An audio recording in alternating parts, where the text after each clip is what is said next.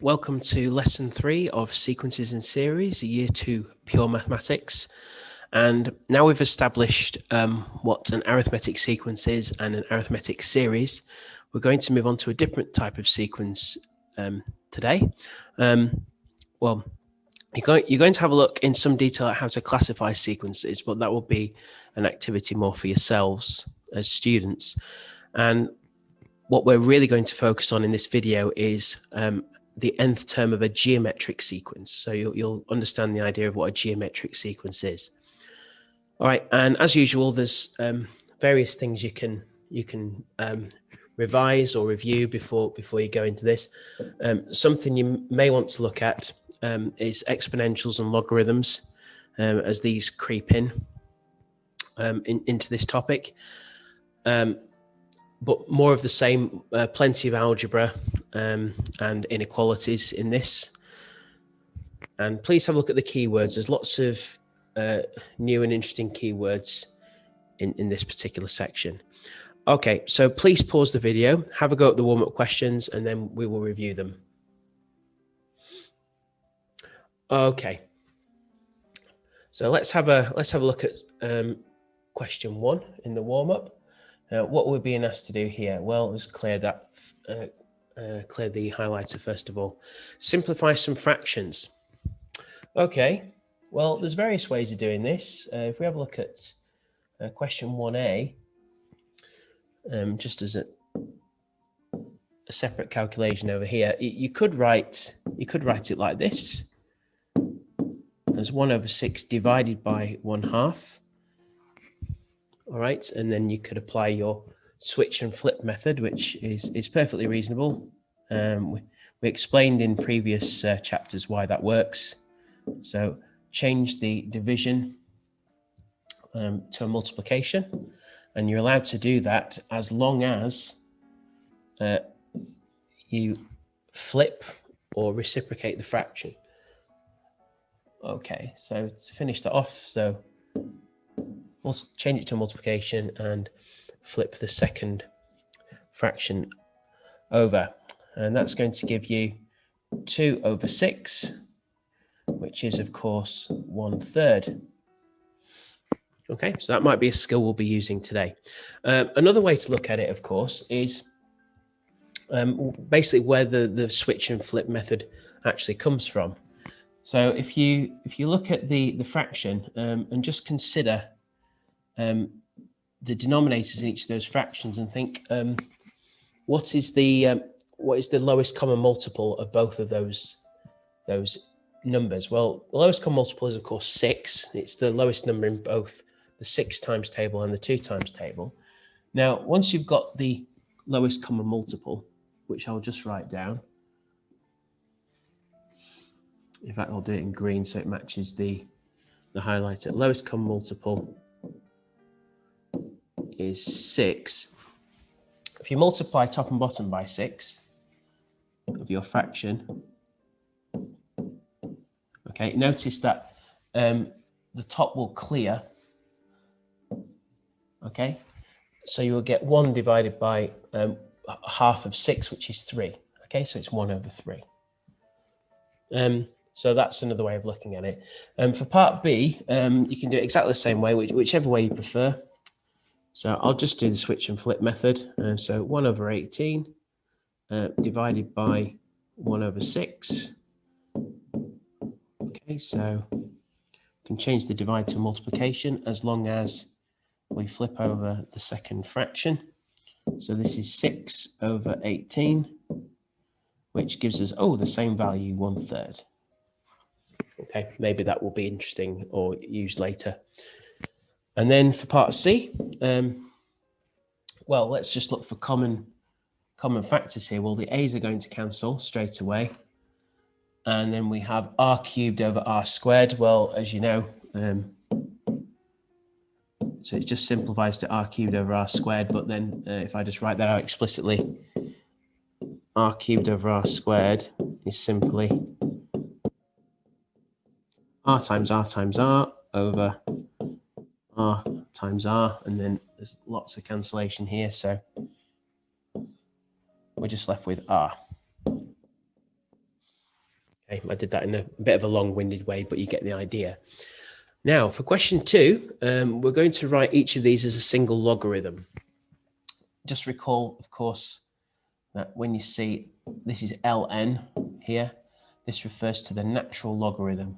Okay, it's quite good on your calculators because the natural logarithm, I'll just write that down.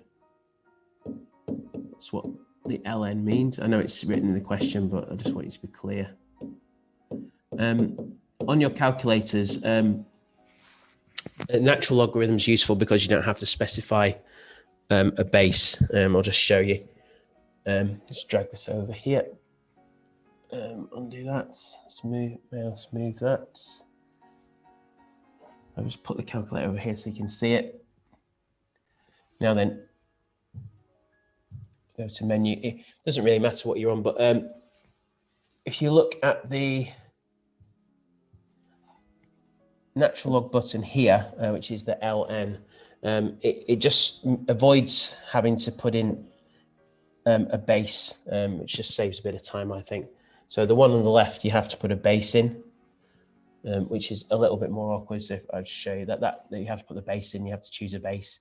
Whereas if you use the natural logarithm, the base is always e, so it's just easier. Anyway, so that's just an aside, really. Okay, so if you use the natural logarithm and we use the laws of logarithms here, we can see hopefully that this is just going to be ln of 4 over 2. So when you subtract the logarithms, it's the same as dividing a single logarithm. So this is going to be ln of 2 as your final answer. Same way over here. I'm just going to get rid of those. Okay, so for the second one, part B, this is going to be ln of 8 over 4, which of course is also going to be ln of 2. Just to remind you where those numbers come from. Okay, the 8 corresponds to the 8 here, and the 4 corresponds to this 4 here. Okay, so it's a division of the two numbers. You can write it as a single logarithm. And I quite like this final example. This one, if you apply the same rationale here, is the natural log of a cubed over a squared. Okay, and if you simplify that, of course, you get the natural log of a. And once again, just to clarify where these numbers come from, the a cubed, that's the numerator, and the a squared is the denominator. But as an alternative, you could apply the power law of logarithms. So you could rewrite the question, and 3 comes down to the front. So it'd be 3 ln a, subtract, and then use the same principle again over here. So the 2 comes down to the front. 2 natural log of a, and just consider the log a's as objects like x or something similar, just a variable or a constant or an object. 3 lots of an object, subtract 2 lots of an object, just gives you 1 lot of the object. Okay, and they give you the same result. So I like how the interplay between the laws of logarithms. Okay, now for question 3, we have to solve this inequality. We're told n is a natural number. That's very important. So that's worth highlighting, I think. So n is a natural number. Right, so this is revision of chapter 14, logs and exponentials. Again, because we're probably going to use our calculator here, I'm going to take natural logarithms because it's the easiest one to deal with on the calculator. So we apply the natural logarithm to both sides. So we take ln of the inequality, so natural log of both sides. Okay, and that's going to be the strictly greater than the natural log of 1000. Okay, you can take any log. If you just want to set this up and you want to set up a logarithmic inequality or equation, you log everything on the left-hand side and log everything on the right-hand side as one single object. Okay, so I have to take the log of all of what's on the left-hand side. So all of this. Okay, I can't log the 2 to the n and 2 to the -1 separately. You know, it's the whole left-hand side.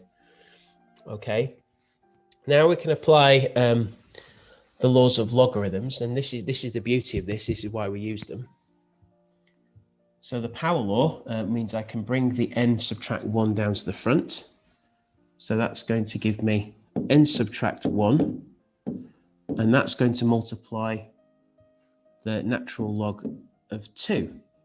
So that the power law just says that I can take this power here, and in a similar way to differentiation, it moves down to the front as a coefficient. Okay, but you're not subtracting 1 from the power or anything like that. It's just the whole power comes down. All right, and then that is greater than the natural log of 1000. Okay, now don't be afraid of doing these logarithmic equations and inequalities. This is just a number, and so is this. Okay, so it's just a linear equation essentially. Okay, so let's divide both sides by the natural log of 2. Okay, so let's do that. So we're going to have n subtract 1 is greater than the natural log of 1000 divided by the natural log of 2. Okay, that's not the same as the subtraction law. Let me just make that clear. Okay, it's a number divided by another number. All right, and to get n, we can add 1 to both sides. So our n is going to be 1 added to whatever this is. Okay, so let's have a look at let's use our calculator. So we'll input 1. All right, so it's going to be 1 added 2. Now I'm going to open a bracket here. The natural log of 1000, close the bracket. Okay, and then that's divided by the natural log of 2, close that bracket, and then close the outer parentheses, and then we get 10.965. Okay, so, oops.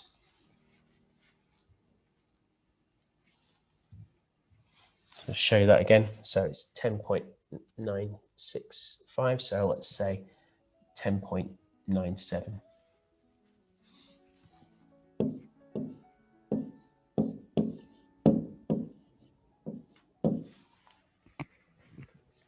Okay, now remember from the question, n is a natural number and we've solved an inequality. So that means that we have to pick a natural number bigger than 10.97. Well, of course, that implies that n equals 11. All right. Now, you may be a little bit uneasy dealing with these logarithmic equations. So what you might want to do once you've done this is just perform a little check. Okay. So what we've just discovered is if I put n is 11 into the inequality at the top here, I should get an answer bigger than 1000. So why don't we test it now? If it's wrong, of course, then you won't have an answer bigger than 1000. Okay, so let's just, it's easier if I show you what I mean just by doing it. All right, so let's do a check. So I'll just sort of partition this off. Okay, so if you want to check this, okay, so when n is 11, okay, we have 2 to the power 11 subtract 1. All right, so that's substituting in the 11. Okay, so so it goes in there. And if you do that on your calculator, so I'm just going to do that. Just cancel that. So 2 to the power 11 subtract 1, in other words, well, 10. Okay, what does that equal? Well, that's 1,024. So it's 2 to the power 10 is 1,024. Right? Now, oops, I've done it again. Okay, now 1,024, it satisfies this inequality, doesn't it? So 1,024, which is greater than 1,000, which works. Okay, that's what we want. We want a number greater than 1,000. Now, if I'd have done this wrong, let's say I've got my inequality the wrong way around, or I said n is equal to 10 instead. If you weren't sure, if you were one of these who pretends that it's not an inequality and just likes putting equal signs all the way down and then deal with the inequality at the end, which I don't recommend you do that. I recommend you practice with inequalities. But if you put in n equals 10, the reason why I want to do this is because we've just checked n equals 11. We know that works. But according to our answer, there's something more to it, isn't there? It's actually telling us that if 11 must be the smallest natural number that would satisfy this inequality. Yeah, because it has to be greater than 10.97, 10.97 being the exact answer. All right, so if I put n equals 10 in, this shouldn't work. Okay, it shouldn't satisfy the inequality. So that's going to be 2 to the power 10 subtract 1, which is 2 to the power 9. So if I just go back, will it let me do that? I'll just undo my... okay, so just delete that. So 2 to the power 9, which is 512. Okay, so that's 512.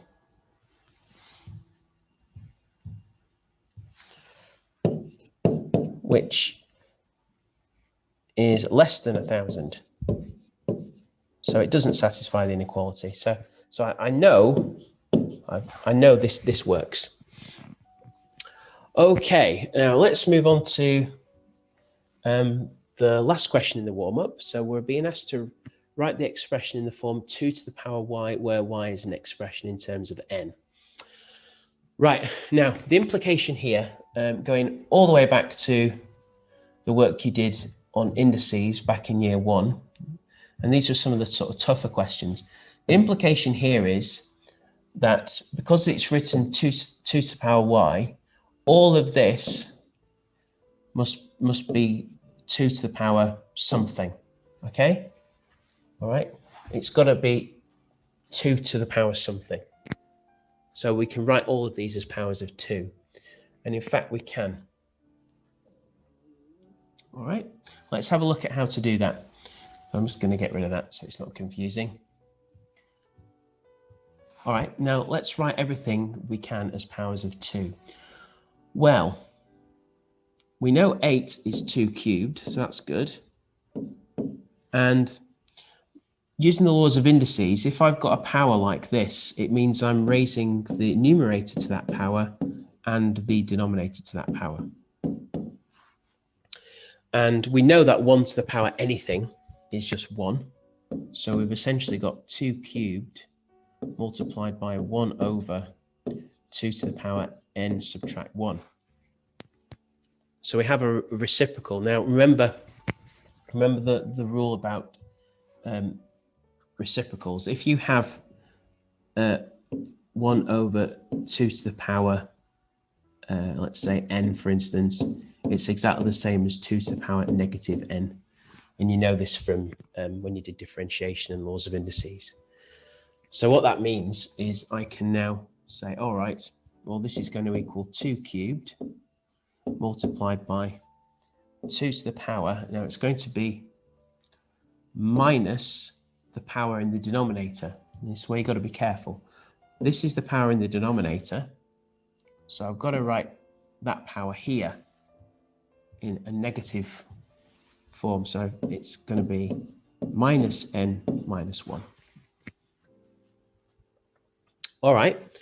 Now, let's just tidy that up a little bit in the index. So it's going to be 2 cubed multiplied by 2 to the power. Now it's going to be minus n plus 1. Okay, and now the laws of indices state that when I have a multiplication like this, I have to sum the indices. So I have to add all these together. So this is going to equal the following. So it's going to be 2 to the power 3 plus minus n plus 1, okay, which doesn't look very good. So we have 2 signs next to each other, which I wanted to avoid, but never mind. That becomes a negative, of course. So this is going to be 2 to the power 3 subtract n plus 1, or in other words, 2 to the power 4 subtract n. Okay, now again, just to test or check this, let's perform a check. Now, what this means is we've now just said that the y that we were given in the question must equal 4 subtract n. Okay. Yeah, but does it work? I mean, we could try a few terms here. Is 2 to the power 4 subtract 10? Okay. Are this and this the same? Well, let's put in n equals 1, where you'd have 8 multiplied by a half to the power 1 subtract 1, which is 0. And anything to the power 0 is 1. So that's just going to be 8. Okay. And if we sub n is 1 into the second expression, we'd have 2 to the power 4 subtract 1, which is 2 cubed, which is of course 8. So it does appear to work. I mean, you could test a few more of those just to make sure, but you could always check it. Okay, so we'll leave the warm up there.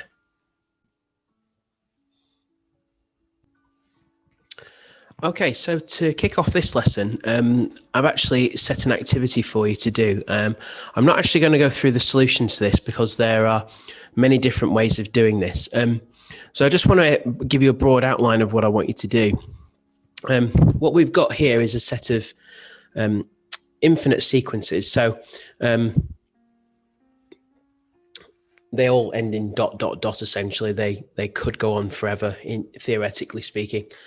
And I want you to sort them into groups using the Venn diagram. Now, the Venn diagram at the bottom of the page is undefined, okay? And there's a spare one there in case you want to do a second one. So you decide the categories, which is completely up to you how you want to do that. Another good idea is if you're not sure what the sequence is doing, you can actually sketch a graph by plotting. In fact, I can just show you very quickly. When it says to see how it is behaving, if you plot a graph of n as your x-axis, and then whatever each term of your sequence in the y-axis, and then you can see what your sequence is doing. Or alternatively, just plug the numbers into your calculator if you're not sure. So that's something you can do. Okay, and then once you've sorted the sequences into groups, you can write a further sequence for each group. So in other words, once you've decided what your groups are, okay, so it could be increasing sequences, it could be arithmetic sequences or geometric sequences, whatever it is you want to do for your groups. Once you've sorted them out, or periodic as well, or once you've sorted those sequences out, can you add more sequences to those categories? Okay, and where it gets interesting, of course, are the intersections of the regions. So, for instance, if you chose for your category an arithmetic sequence that is decreasing, okay, and you don't have one of those, can you create an arithmetic sequence that is decreasing, or perhaps a geometric sequence that is decreasing, which we're going to look at shortly? Okay, but those sequences there are just to get you thinking, to get you started, and then you can come up with your own. Yeah, so I've given you a spare Venn diagram because I also asked the question, well, once you've done the activity, could you have done it differently? What were your other options? And these are the questions to consider. So first of all, choose how you want to define your groups based on all the properties of sequences we've looked at so far. Are there some sequences that belong to more than one group? So like I've just mentioned, are there increasing sequences that are also arithmetic? What are the similarities and differences between the pairs or between pairs of sequences? What is the rule linking consecutive terms? So your category might be a common difference of a particular value. Okay, it could be something as simple as that. And can you figure out what the nth term rule is? Okay, so you know how to do it for arithmetic, but can you deduce just by using a bit of brain power, linking the term to the position in the sequence? Can you come up with some kind of rule that governs its behavior? All right, so that's an activity for you. I'll leave that with you, and I'm sure I could set this as an assignment and you can post your responses in Teams, okay? But we're not going to consider that for this video. We're going to move on to the actual content and the worked examples. Now then, we're into the main bulk of the lesson now. So we're going to talk about geometric sequences. Now, geometric sequences is just the second branch of what we've already worked on in terms of arithmetic sequences. So they're a different type of sequence with their own unique properties. And we've already met them. They're an intuitive kind of sequence that you would expect to cover. So just to go through the definition. So it says consecutive terms of geometric sequences. So I'll just highlight that. Are generated by multiplying the previous term by a constant known as a common ratio, R. Okay, common ratio. So it's the multiplicative amount that you multiply each term by to generate the next term. So let's have a look straight at this first example and see how this fits in and why it's a geometric sequence. Well, if you look at the first term and you multiply the first term by 2, obviously you get the second term, which is 4. Now, before we check that, we'll assume it is a geometric sequence. I can write down my first term because it's going to be 2, and we're going to use the letter A for the first term again. All right. Now, this is going to get confusing because everything is going to be 2 in this example, but it is one of the more simple sequences to talk about and generate. So this 2 corresponds to this 2, which is the first term of the sequence. So in fact, I'll label that as term 1 also, so we know it's the first term. Now, the other number that's interesting and that we need is the common ratio. Now, at the moment, this number here, this 2, this is called the common ratio. But assuming we don't know this is a geometric sequence, we need to just verify that. But I'll just write it down. So this common ratio 2, and I'll highlight it in green. Like that, okay.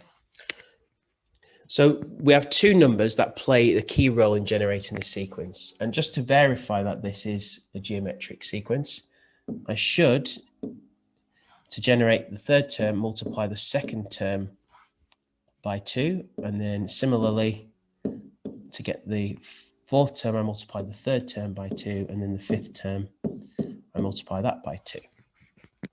Which makes sense, doesn't it? Okay. They're all powers of 2. And I want you to hold that thought because powers of 2 is actually the key to understanding this. We're talking about powers here. Now, if I write out the sequence in a slightly different way. So we start off with the first term, which is obviously 1, term 1, sorry. We just call this 2 because it's obviously the first term. But in a sense, in terms of powers, it's 2 to the power 0. Okay. But I don't want to write that just in that particular way. We always relate each term to the first term in the same way as we did with the arithmetic sequences and series. Because if you remember, an arithmetic sequence, if you look at the general term, or if you write out each term in its general form, like a plus d, a plus 2d, every single one of those terms contains a, the first term. It always relates back to the first term and how much you are adding to that first term. All right, so with that in mind, I can think of, well, the first term is just the first term multiplied by 2 to the power 0. Okay? So that's relating the first term. And I'm going to highlight the first term in yellow. So this is the first term. And this is the common ratio. Now, for the second term, to generate 4, how does that 4 relate back to the first term? Well, so it's got to have the first term in there. That's my 2, highlighted in yellow, my first term.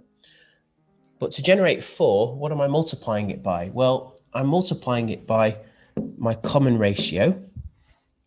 Okay, but to get 4, this must be 2 to the power 1. Okay, and I think you can see where this is going. So the next term, we'll do one more of these just to make the point. So term number 3, which is of course 8. Now, relating back to the first term,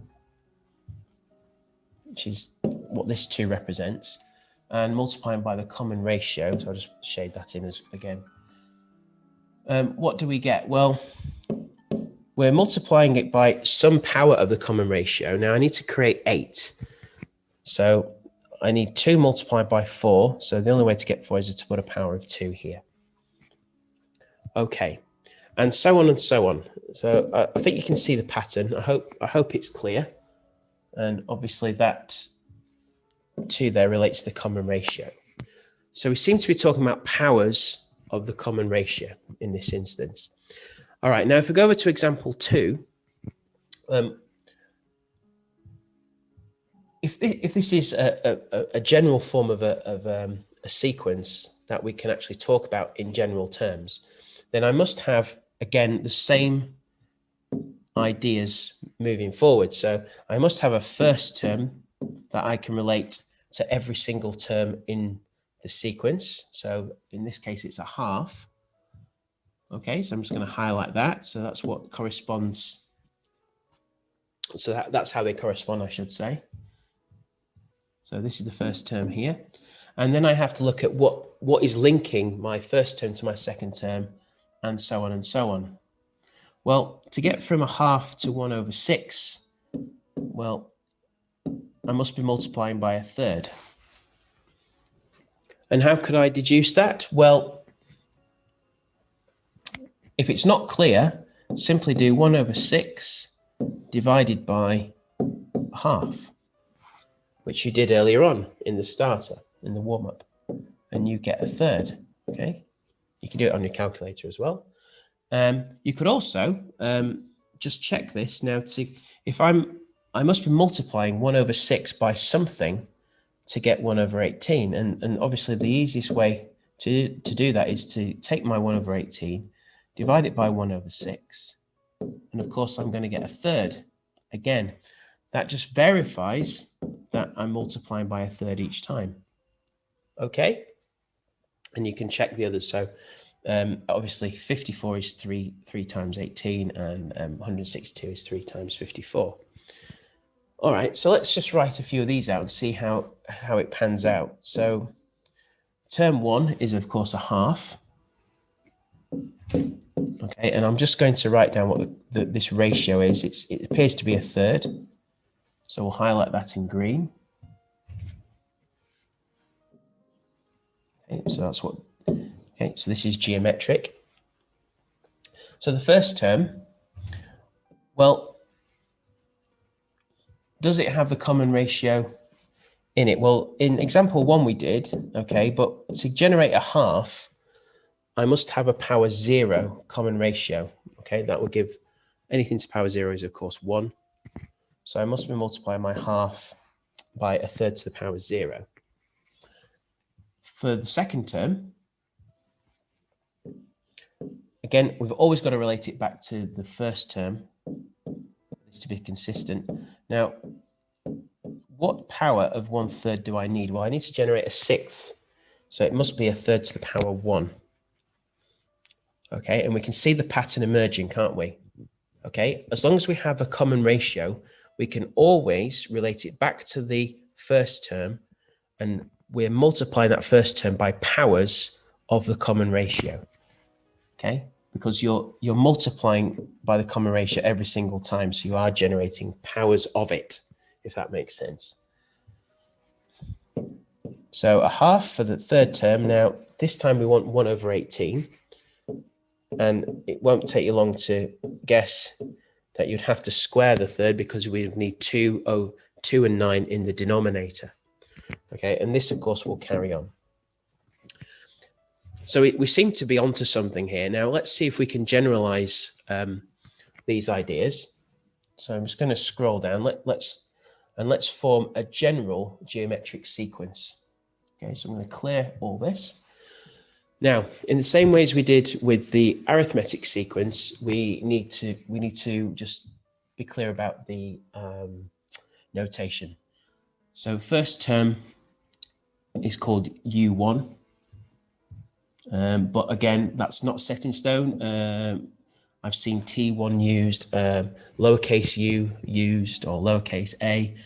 Just be aware that this could vary, and just infer that we're talking about terms of a sequence, depending on the context. So this is going to be U2, U3, and so on and so on. UN minus 1. This is the general term here, UN. Okay, so that's the important one. This is the one that's going to give us our formula, the general term. And then one after the general term will be UN plus 1.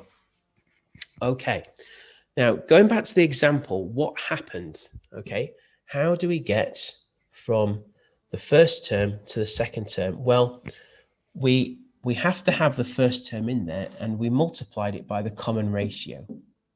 So this must be AR. And remember what we said, this is AR to the power 0, essentially. Okay, the first term is AR to the power 0.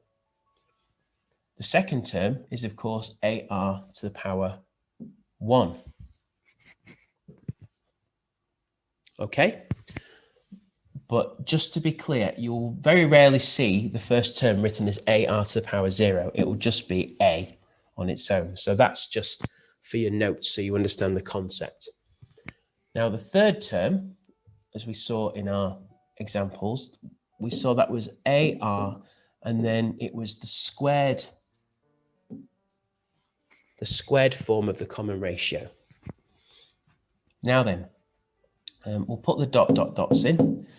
What is the link? Now we've got to abstract this idea, okay, so we can get the general term. Now, what is the link between the position in the sequence? So the position, those two numbers correspond. The position and this power, okay, in each case. Well, I think it's pretty obvious, isn't it? Okay, the power of R is always 1 less than the position you're in. So let's go straight to it and write down what the general term is going to be for a geometric sequence. So it's going to be AR, and just draw attention to those values again. This is the position you're in, N, so we have to remove 1 from that.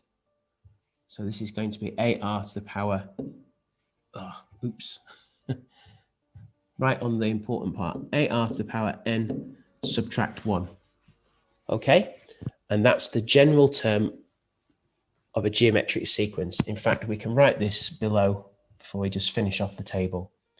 So the general term, UN, is the first term multiplied by the common ratio to the power n minus 1. All right. Okay, so let's just finish off this table. So just to get used to the algebra and the abstraction. So this is the term or the position you're in. The general term, of course, has to be 1 less than that, when we're, as in the power of the common ratio has to be 1 less than that. So this must be AR to the power n subtract 2. Okay, and moving on to the final column, we're in position n plus 1 in our geometric sequence. Well, what power of AR do we, well, what power of R do we have? Well, it's got to be 1 less than that. So rather unexpectedly, of course, it's AR to the power n. Okay, but that's not the general term. Okay. Oops, I didn't want to do that. I want to highlight it. So this is the important column here. Okay, talking about the general term of a geometric sequence. Okay, so make that look important in your notes. Put it in a colored box, highlight it, whatever it is you do.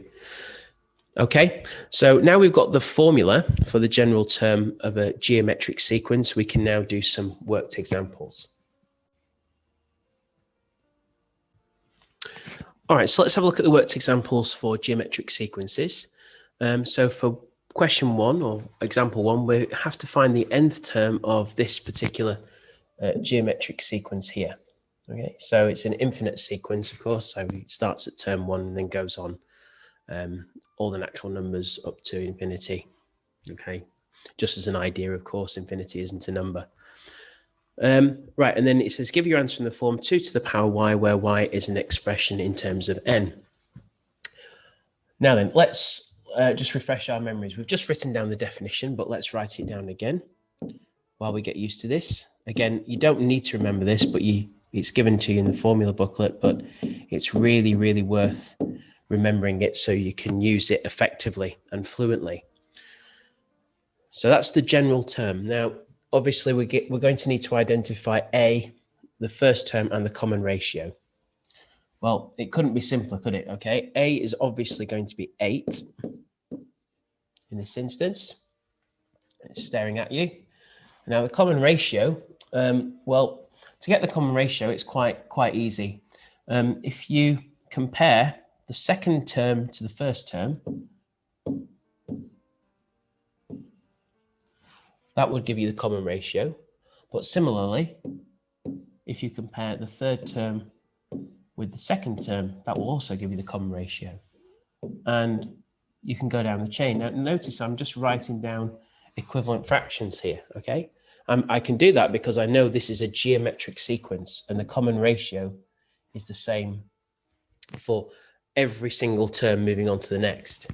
And if I look at the fourth and fifth terms, compare those, well, it would be 1/2 over 1, which wouldn't be a nice equivalent fraction, but it is true all the same.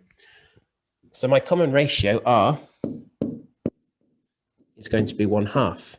Okay, that's all I need. So now I can write down what my general term is going to be. So my general term, UN, is going to equal the first term multiplied by the common ratio. And the common ratio is going to be raised to the power n subtract 1. Now, that's an adequate answer. But notice, just to give the question an added twist here, we need to write it in a particular way. We need to write it in this form. Now, we've already done this. We did this in the starter, but I just want to go through it again. Please be aware, if they ask you to do this, you're going to have to follow through with it and be very confident with your laws of indices. So if I want to write in that fashion, I have to recognize, of course, that because they've specified 2 to the power y, I must be able to write my general term in terms of powers of 2, and I can. So remember, it is 2 to the power 3 multiplied by 1 over 2 to the power n subtract 1. So if you like, I can do this a slightly different way than what we did in the warm-up. So it's 2 to the power 3. Now I have a half inside this bracket here. Okay, so what I could do is I could write that as a power of 2 immediately. So in other words, what I mean is I could write that as 2 to the power negative 1, which is of course a half, raised to the power n subtract 1. Okay, and then we can use the index law for raising one power to another power, and I multiply these two powers together. Okay, you do this your own way, of course. There's no set way of doing it as long as you can using the laws correctly. Okay, so I have to multiply n subtract 1 by negative 1, so that's just going to reverse the signs of everything. So I'm going to have 1 subtract n. And then to combine the powers, I just add 3 and 1 subtract n, so I get 2 to the power 4 subtract n, which is what we saw in the warm-up. Okay, now I can sort of specify what the y is. So y is 4 subtract n. Okay, so that's given in the form it wants. Now it also says state whether this sequence converges or diverges and give a reason for your answer. We're going to go into this a bit more later on, but I wanted to throw it in because it has cropped up on exams. They like these extra additional B1 type questions, and you can lose a lot of marks if you don't tackle these questions on a regular basis.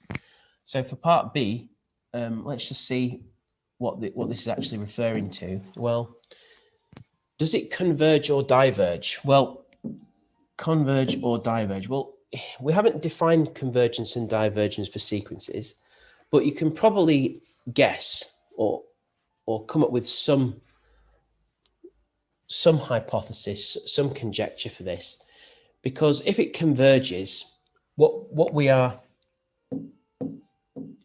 saying really is that the terms of the sequence are getting smaller, essentially. Okay. And getting smaller and perhaps approaching a particular value. Okay, but that's what convergence is. Now, if it's a sequence and it's geometric and the terms are getting smaller, it is converging. Okay. Now, divergence is obviously the opposite of this. So if a sequence is diverging, or if it diverges, then the sequence is obviously the terms are getting bigger.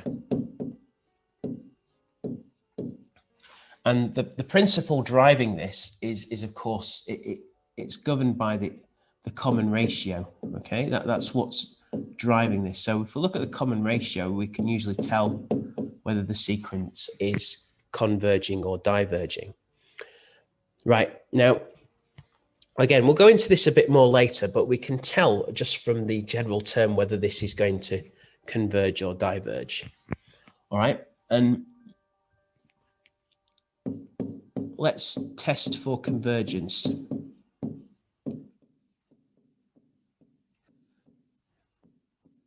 And it's a good idea to use the form that we looked at earlier, okay, which is this form. It's a bit more clear using this form of the general term.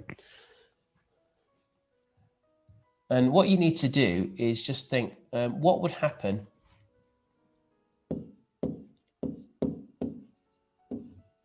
as n gets bigger, or as n approaches infinity? So if you put a huge number in for n, which you can do on your calculator, you can put a huge value in, what happens to the sequence?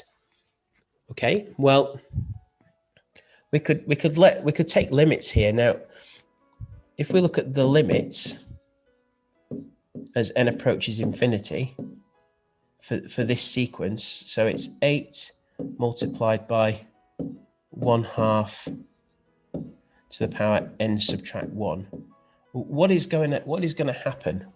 Well, it's all about this part, okay? What happens to this as n approaches infinity? Well, just raise a half to a huge, huge number and see what happens. Okay, and you'll notice it's just going to become virtually insignificant, almost nothing. Okay, in fact, the limit as n approaches infinity is nothing. All right, so that part is just going to go to 0 because it's going to be a half multiplied by itself, like however hundreds of millions of times, and that means the power of 2 on the bottom is just going to be enormous. And 1 divided by an enormous number is, of course, going to be virtually 0. So we can say this limit, if you multiply 8 by 0, you're just going to get 0. Okay? And because that happens, we know this is a convergent sequence. Okay? This sequence converges. So a sequence converges when it goes to, the terms just become nothing, they shrink. Okay? A sequence diverges when they not just get bigger, in the limiting behavior, they approach infinity. Okay? They're just going to get bigger and bigger and bigger. All right, so let's have a look at question 2. So I hope that was clear. And for question 2, we're asked to find the first term. Oh, sorry, what is the first term in this geometric sequence? Let me say that again. What is the first term in this sequence to exceed 1,000? Okay. So it's got to exceed 1,000. So this is the sequence here, and we want it to exceed 1,000. So we have another inequality. Okay. Now let's just make a note of what we're interested in. Okay. We're interested in a term. Okay. A term, general term un would be ar to the n minus 1. That's the general term of a geometric sequence, of course, which is stated here. Okay, and we want it to be bigger than 1,000. So straight away, we have to consider the following. So we're going to consider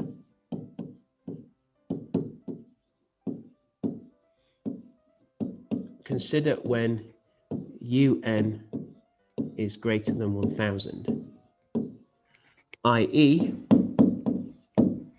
when ar to the power n subtract 1 is greater than 1,000. So for what value of n does this happen?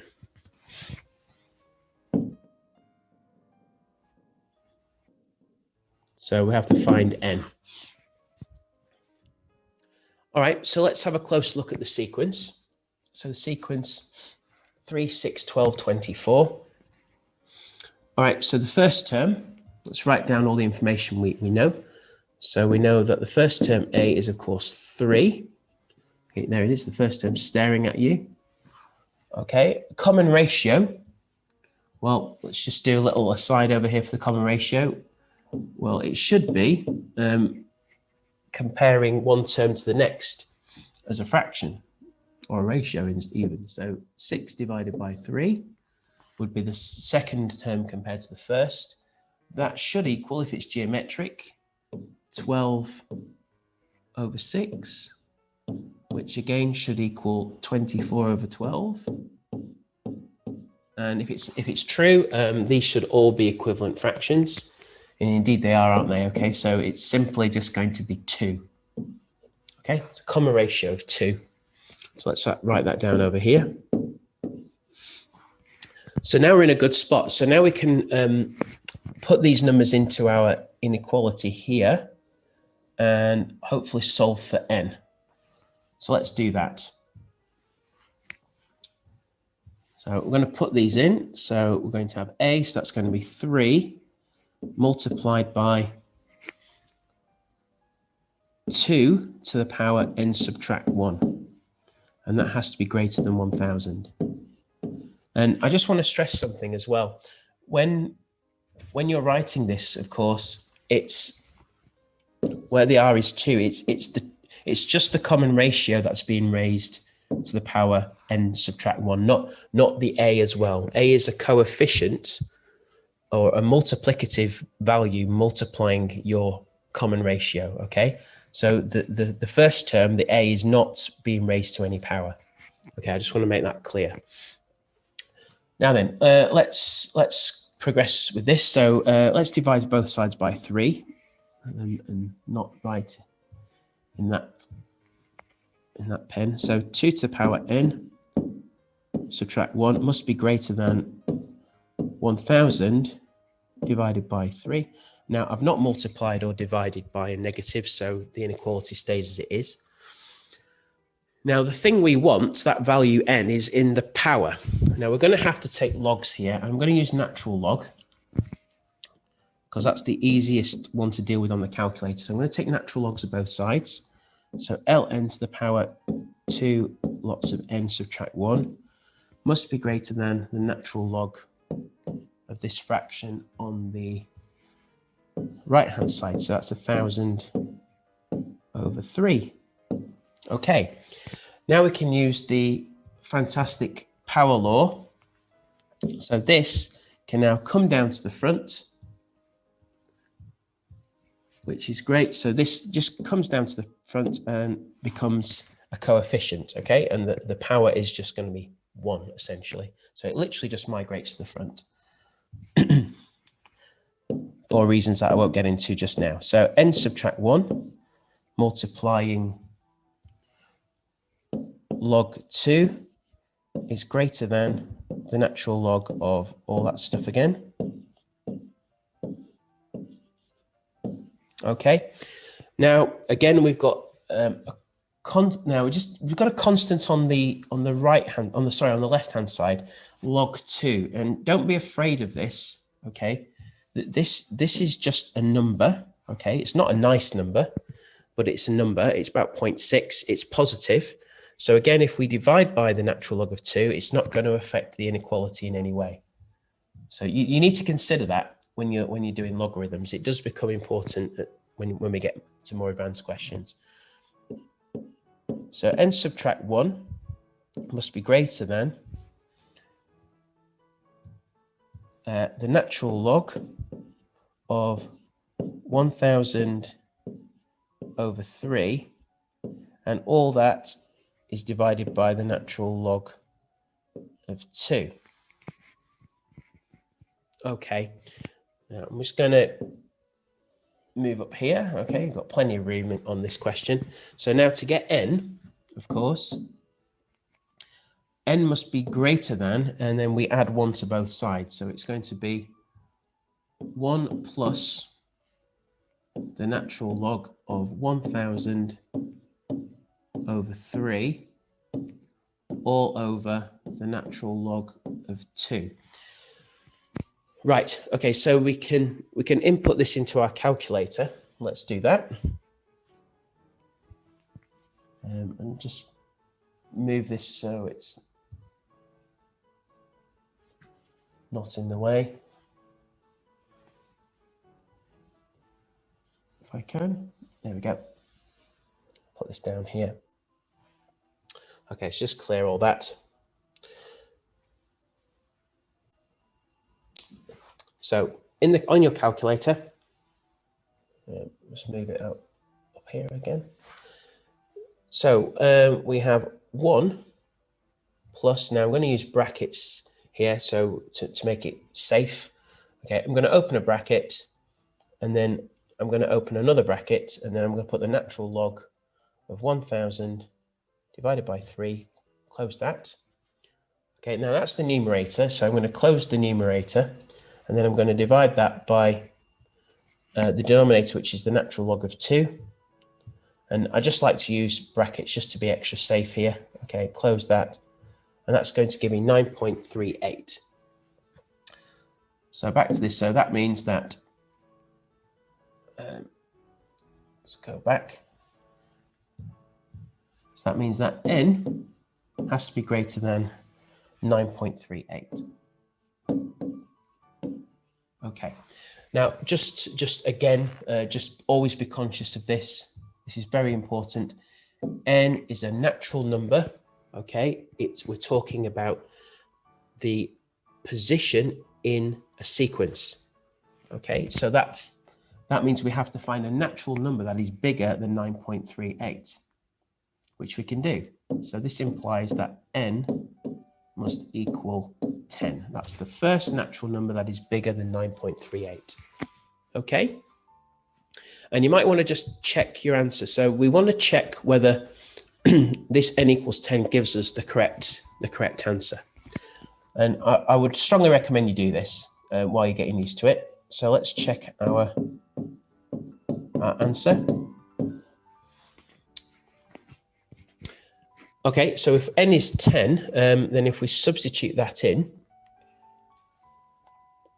so when N is 10, we get, for our general term, obviously, 3 multiplied by 2 to the power, and we'll sub it in, 10 minus 1, subtract 1. Okay, so it's 3 multiplied by 2 to the power 9.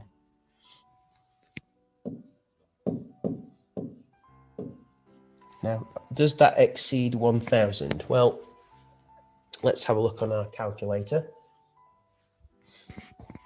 So just cancel all that. 3 multiplied by 2 to the power 9. What is that? 1536. Great, okay. Let's put that in. So that definitely does exceed 1,000. Okay, so that works. Now, the question is, have we picked the right value? Was there at some point we made a mistake maybe with the inequalities? Should we have switched the inequalities around? So let's just check what happens if N equals 9, okay? Maybe we got the inequality the wrong way around. Okay, you never know. So 3 multiplied by 2 to the power 9, subtract 1 now.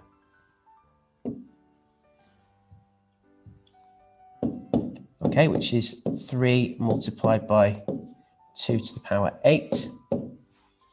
Okay, now, because there's 1 power of 2 less, we can simply divide our answer by 2. Well, let me do that. And of course, you get 768. Now, if you're not convinced by that, you can just do it again. So 3 multiplied by 2 to the power 8. Okay, so 768.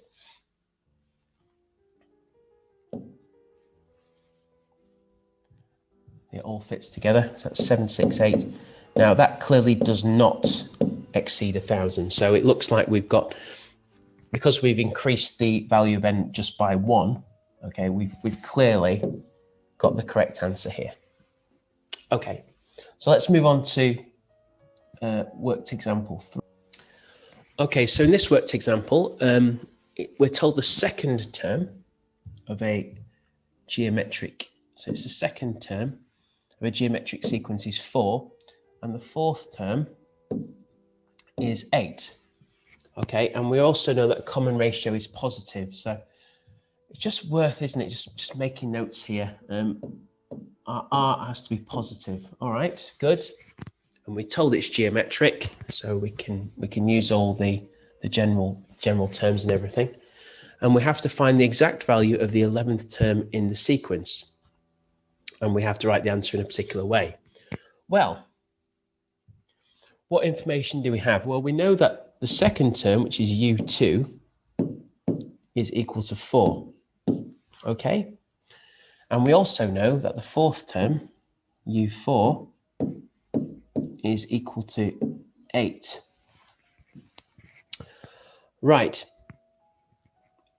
So what does this tell us? Well, if you just remember what a geometric sequence actually looks like, I'm just going to write it out. So the geometric sequence looks like this, using A and R in its general form. So it's the first term A, then we bring in the common ratio, power 1, and then common ratio is now squared. We're multiplying by R each time we move along.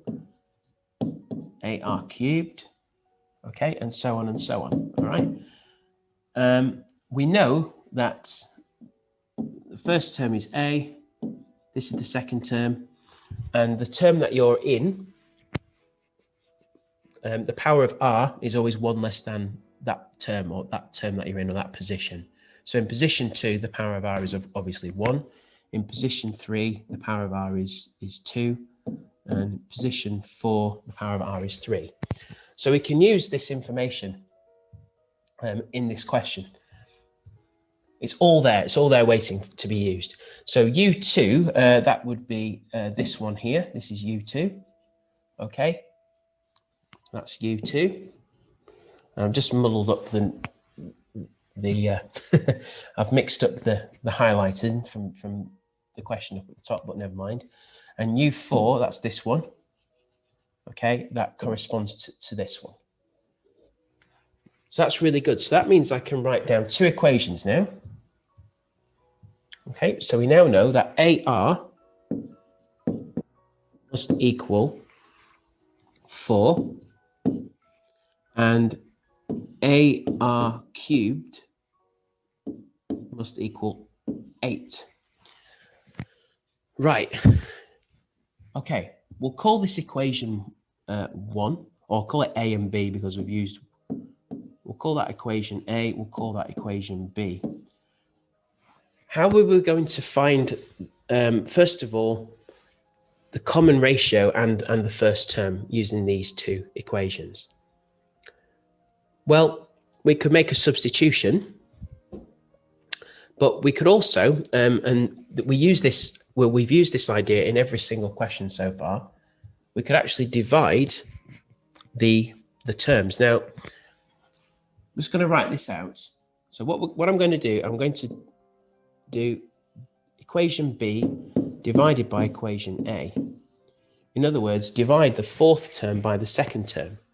Now, it won't give you the common ratio directly, but you'll see what this does. Now, this is where it's really nifty. So if I do that, I'm going to have AR cubed divided by AR on the left-hand side. And on the right-hand side, I'm going to have 8 divided by 4. And we saw this earlier, didn't we, in the warm-up, okay? The A's are going to cancel, so the A's are not going to be a problem. And if you notice, what have we got here? Well, we've got R cubed over R to the power 1. So it's just simple laws of indices, isn't it? So therefore, we have R squared, okay, is equal to 8 divided by 4, which is 2. Brilliant. That was really straightforward.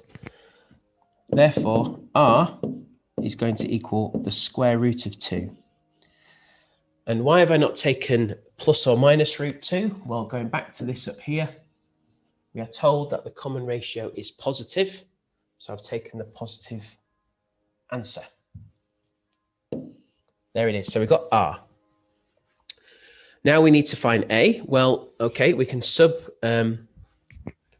back in, can't we? So let's substitute R equals the square root of 2 in either equation, it doesn't matter. The easiest one, of course, is equation A.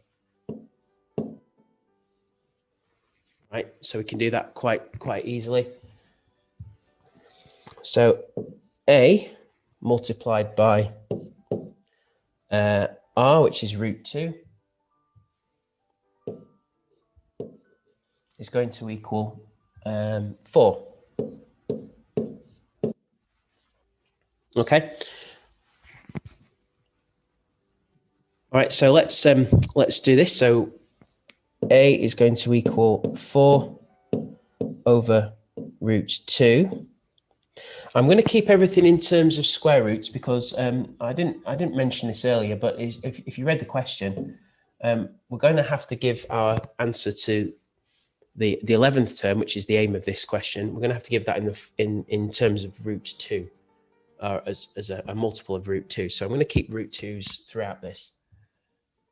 Okay, always have one eye on where you want to end up. Okay, it's a really good practice. So this is a surd. This denominator needs rationalizing, doesn't it? So we need to multiply by root 2 over root 2 to rationalize that. Okay. Now that's going to give me 4 root 2 in the numerator, and the root 2 should clear on the bottom over 2. So that's going to give me 2 root 2. So that's what my A is. Now, let's just like to partition the board. Let's just summarize what we found. So we now know what A is. So A is 2 root 2. Okay, and my common ratio is root 2. Now we can find any term we like now, but we are asked to find the 11th term, which is U11, in the form required. So let's do it. U11 is going to be AR to the power 11 subtract 1, which is, of course, AR to the power 10. And we substitute in our A and our R. All right, so A goes here, and our R goes here, and that's been raised to the power 10. So we're nearly there. So this is going to equal 2 root 2 multiplied by root 2 to the power 10. All right, now, want to keep those root 2's present. So 2 root 2. Now let's just sort out this power problem here. Remember, of course, that root 2 is equal to 2 to the power of half. Okay, so that means that if I want to raise that to the power 10, I simply have to raise that to the power 10. So I end up with 2 to the power 5 because I have to do 10 multiplied by half. So this is 2 to the power 5. All right, so I can put that in. So that's multiplied by 2 to the power 5. Okay, 2 to the power 5 is, of course, 32. Okay, and then multiply that by 2. So this is going to be 64 root 2. So i.e. the k value that it asks for is 64, and that is an integer as requested. Now, the final example in this lesson, we are given the numbers 3x and x plus 6, and we are told that these are the first 3 terms. So that's important. Remember last time or in the previous lesson, we were told terms 2, 3, and 4, which could be, which could cause problems, couldn't it? If you don't read the question carefully. So these are the first 3 terms, and it's a geometric sequence. All right, so that's good. We know we can use all the standard formulae and all their properties, and all the terms are positive. Right, that's important. So for part A, we have to find the values of x. And once again, I've lifted this idea, not this question, but this idea comes from an exam question on the new specification. Right, so the first 3 terms. Now, remember, I'm going to write out the geometric sequence again. So remember, the first term is A, the second term is AR, and the third term is AR cubed. No. AR squared. All right. So first, second, third terms. In our question here, the first term is 3, then we have x, and then we have x plus 6. Okay, what are we going to do with this? We need to find out what the value or values of x. Well, how do all these terms relate to each other? Well, they are related by a factor of r. And we know that if I take the second term and divide it by the first term, I will get exactly the same result as if I take the third term and divide it by the second term. Now, I'll show you this explicitly, okay? Why are they the same? Well, if I take the second term and divide it by the first, you've seen this already, those a's will cancel. So I'm just left with r. So that's how they're related, by a factor of r. But also, if I take the third term, which is ar squared, and divide it by the second term, I've put equals already because we know what's going to happen here. The a's cancel again, but also r cancels. So it is literally, r is the thread, okay? It's the factor of r that runs all the way through this. Okay, so if you divide consecutive terms, you always produce that r, that common ratio, which is how you find the common ratio. Now we can use that property of geometric sequences in our favor here. So I can set up an equation. So if I do 2 divided by 1, it's just the same as saying, well, that's going to be x divided by 3, isn't it? Okay, and that must equal x plus 6 divided by x. Now we have an equation which we can rearrange. So I'm going to multiply both sides by x and 3. So we're going to have x squared, which is effectively cross multiplying, equals 3 lots of x plus 6. Let's open the bracket. So x squared is equal to 3x add 18.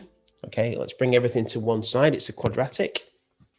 So x squared, subtract 3x, subtract 18 is equal to 0. Does this factorize? Well, let's hope so. Yes, it does. So we have, looks like 3 and 6. So negative 6 and x plus 3 should do it. Okay, that will generate the negative 3x. So x is equal to 6, or x is equal to negative 3. So it states in the question there could be a value or values for x. Well, we have 2, but it says in the question, let's go back to this, all positive terms. Okay, so all positive terms. Now let's just see what that means. If they're all positive terms, remember the second term is x itself. Well, that means I can't use this. Okay, I can't use negative 3. So x must just be equal to 6. Okay, for part A. So I hope that's clear. So the sequence is going to look like this. So this is the sequence, and there's only one sequence this time. There's not potential for 2. Sequence is going to be 3, and then x is 6, so we'll just put that in, so that's 6. And then we have x plus 6, which is going to be 12. Okay, and we can see that's definitely a geometric sequence. Okay, and those are the first 3 terms. Okay, so term number 1, term number 2, and term number 3. Okay, and presumably there'll be more to come. Now in part B, we have to find the 10th term of the sequence or sequences, but we've identified that there's only one sequence in this case. So for part B, we need to find the 10th term, U10. Okay, so we've established a sequence. We need to write down what A and what R are. So my A is, of course, 3, my first term. There, again, my first term, so that's A. My common ratio, which is the link between each term. Well, my common ratio is going to be term number 2 divided by term 1, or term 3 divided by term 2. So just to make that point again, 6 over 3 will do it, but we also know you could do 12 over 6, and these should be equivalent fractions. That means my R is, of course, 2. Great. So let's plug that into the general form. So U10 is going to be A, so that's 3, multiplied by the common ratio R to the power 10, subtract 1.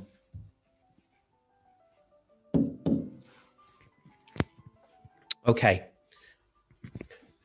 So that's going to equal 3 multiplied by 2 to the power 9. And you can do this on your calculator.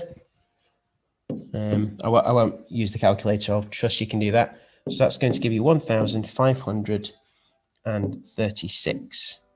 All right. And we've finished.